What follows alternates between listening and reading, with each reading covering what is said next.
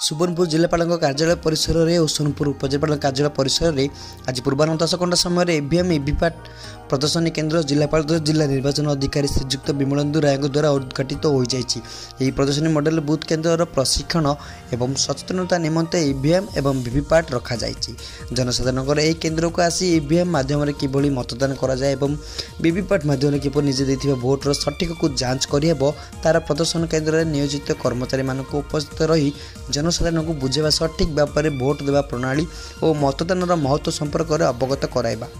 जिलापाल श्री राय उपस्थित जनसाधारण को भोट मतदान प्रणाली बुझाइबा सह मुक्त एवं अबाध मतदान गुरुत्व संपर्क में अवगत कराइथिले। अतिरिक्त जिलापाल सुजन दास, अतिरिक्त जिलापाल अंजलिना प्रधान, जिला मुख्य उन्नयन अधिकारी जिला परिषद अश्विन कुमार मेहर, जिला सूचना लोक संपर्क अधिकारी अश्विन कुमार भोई, जिला सांस्कृतिक अधिकारी जमुना प्रधान, डेप्यूटी कलेक्टर जस्विन पोथाल, वरिष्ठ राजस्व सहायक तथा विभिन्न जिला स्तरीय अधिकारी कर्मचारी वरिष्ठ नागरिक सांबादिक प्रमुख कार्यक्रम में उपस्थित थे। सेहीपरि उपजिलापाल सोनपुर डॉक्टर इप्सिता प्रियदर्शनी मिश्र तत्वावधान उपजिलापाल कार्यालय परिसर में अनुरूप प्रदर्शन केन्द्र को जिलापाल श्री राय उद्घाटन करिसेंती।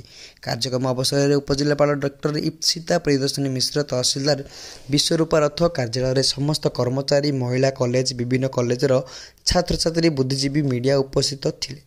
सोनपुर महादेव मल्लिक रिपोर्ट, दिग्दर्शन न्यूज।